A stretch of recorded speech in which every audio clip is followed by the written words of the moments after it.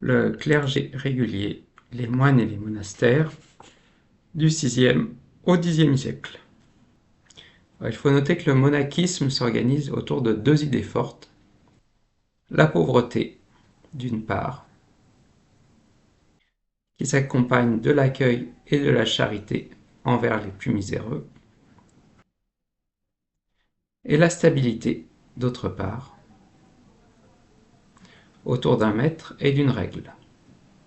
Alors la règle du maître, écrite par saint Benoît de Nursie, est composée pour sa communauté du Mont Cassin autour de 520. Et d'une grande simplicité, elle donne une place fondamentale à l'abbé, à l'équilibre entre le travail manuel et la lecture divine, c'est-à-dire la méditation de la Bible, d'où les ateliers de copistes, les scriptoriae, et à l'opus dei, la prière communautaire, sous forme d'office rythmant la journée.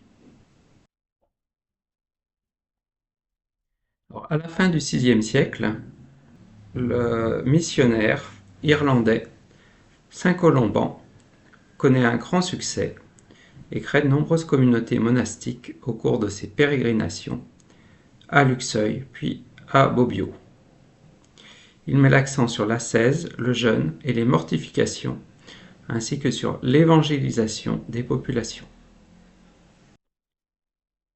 À l'époque carolingienne, on constate que les rois et les empereurs veillent à uniformiser les différentes règles. Et en 816, sous l'injonction de Benoît d'Aniane, la règle bénédictine est étendue à toutes les abbayes de l'Empire, même si des coutumes propres à chaque abbaye s'y ajoutent et sont également mises à l'écrit. Donc voilà, deuxième point, la stabilité autour d'une règle. Et on l'a vu également autour de l'obéissance à l'abbé, qui dirige le monastère. On va voir maintenant les fondations.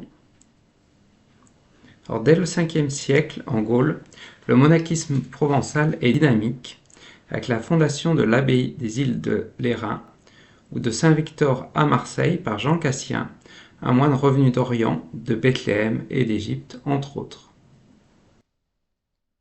À partir du VIe siècle, beaucoup de fondations sont d'initiative royale, à l'exemple du roi burgonde Sigismond qui crée l'abbaye d'Agome, en Suisse aujourd'hui, où il fait chanter des prières pour sa famille, des louanges perpétuelles, qu'on appelle laos perennis en latin. Et son exemple sera également suivi chez les Francs, avec l'abbaye de Saint-Denis, soutenue par Dagobert, qui va devenir la nécropole royale. Alors, à l'exemple des rois, les élites multiplient les fondations d'abbayes ou de petites communautés religieuses. Alors, c'est l'occasion pour elles d'accueillir leur sépulture, et le monastère devient un lieu de mémoire pour leur dynastie. Et c'est également l'occasion pour elles de donner un caractère inaliénable à des domaines de famille.